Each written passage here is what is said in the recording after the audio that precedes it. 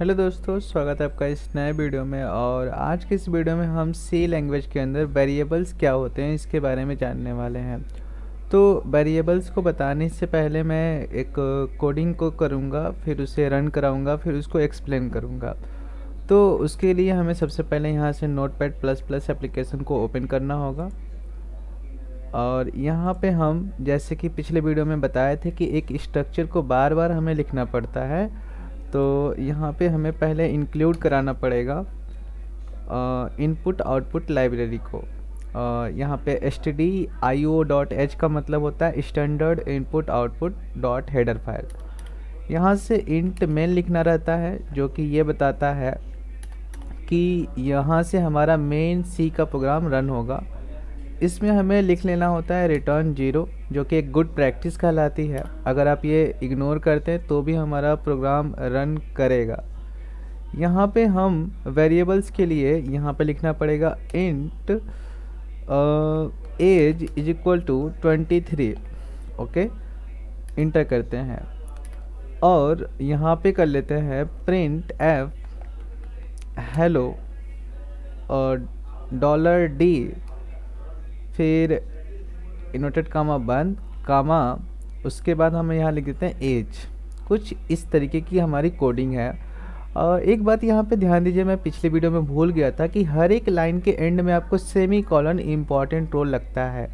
अगर आप ये लाइन के एंड में नहीं लगाएंगे तो सी को लगेगा कि अभी भी वहीं से कंटिन्यूस लाइनली चल ही रही है।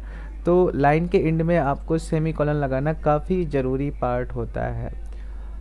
चलिए इसको सेव करते हैं, फाइल में जाते हैं और यहाँ से सेव बटन पे क्लिक करते हैं। उसके बाद डेस्कटॉप पे जाके हमें यहाँ से फाइल नेम में मैंने बताया था कि किसी भी नाम से लिखिए आप। जैसे मैं यहाँ पे var नाम से लिख देता हूँ, जो वेरिएबल का शॉर्ट नेम होगा वैर, और यहाँ पे डॉट सी लिख देता हूँ वैर डॉट सी करके। डॉट सी इम्पॉर्टेंट रोल लगता है, तो भूलिएगा मत इसे। सेव बटन दबा दीजिएगा। उसके बाद आप चाहो तो इसे मिनिमाइज कर लो। आपके डेस्कटॉप पे यह फाइल दिखेगी जो कि डायरेक्टली चलने वाली है नहीं, तो उसके लिए हमें यहाँ से cmd को ओपन करना होगा। और cmd जब ओपन हो जाए तो यहाँ पे लिखेंगे सबसे पहले cd कमांड और फिर स्पेस लगा के डेस्कटॉप, इंटर बटन। तो अब हम यहाँ पे आ जाएंगे डेस्कटॉप फोल्डर पे। यहाँ पे हमें लिखना पड़ता है gcc, जो कि हमारा कंपाइलर है, और यहाँ पे लिखेंगे फाइल का नाम var.c, जो कि इस फाइल का नाम है। देन जैसे ही आप इंटर हिट करते हो तो आपको कोई एरर नहीं आया, मीन्स आपके यहाँ पे एक फ़ाइल बन चुकी है जो कि a नाम से बनी है। आप यहाँ पे लिख सकते हो a.exe, ओके, ताकि यह रन हो जाए।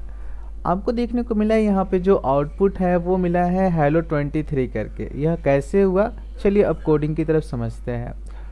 तो जब आप यहाँ पे ये लाइन लिखते हो, इसका मतलब कि आप लाइब्रेरी को इंपोर्ट करना चाहते हो। ये जो इंट आपने लिखा हुआ है, इसका अर्थ ये हुआ कि आप एक वेरिएबल बनाते हो। वेरिएबल का एक रूल होता है कि आप इसके नेम में स्पेस नहीं लगा सकते। जैसे आप कुछ इस तरीके का वेरिएबल नहीं बना सकते।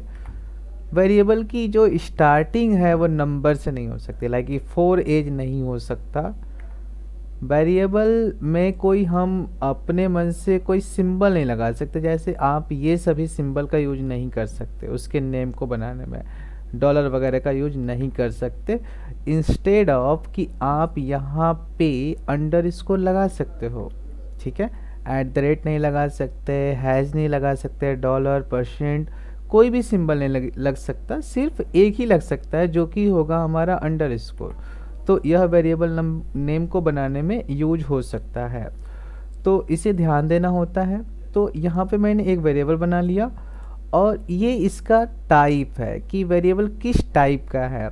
आगे हम और भी वेरिएबल के बारे में डिस्कशन करेंगे, बट अभी समझने के लिए वेरिएबल को इंट काफ़ी ज़्यादा मतलब सिंपल होता है। तो इंट का मतलब होता है कि इस वेरिएबल में जो हमने ये बनाया है एज, उसमें सिर्फ नंबर वाले ही वैल्यू को स्टोर किया जा सकता है, कैरेक्टर वैल्यू को स्टोर नहीं किया जा सकता, ठीक है।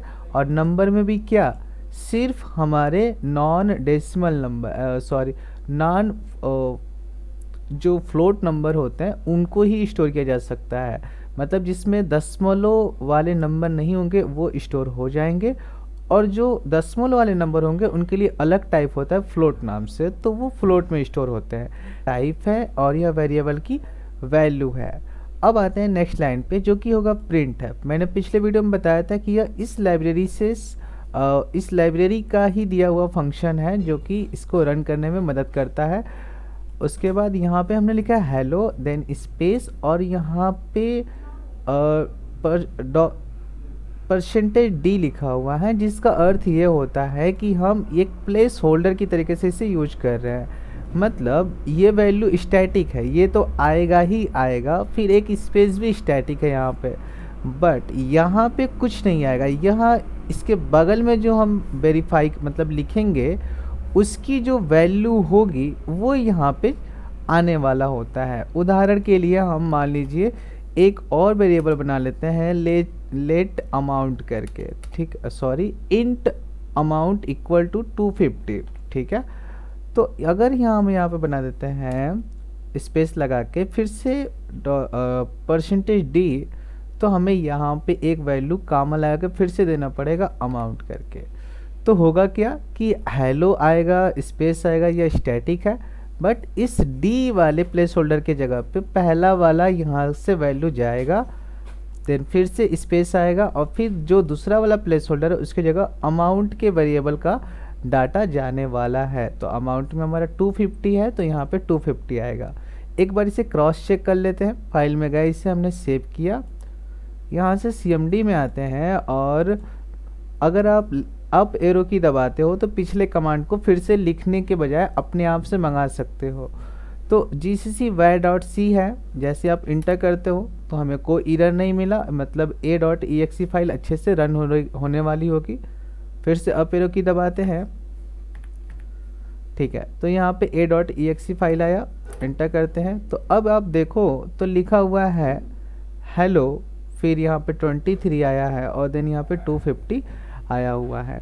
तो आई होप आपको वेरिएबल के कॉन्सेप्ट्स क्लियर हुए होंगे। आगे आने वाले वीडियो में हम और भी वेरिएबल्स जैसे कैर, फ्लोट, डबल, इन सभी के बारे में भी चर्चा करेंगे। फिलहाल के लिए इतना काफ़ी है वेरिएबल्स को समझना।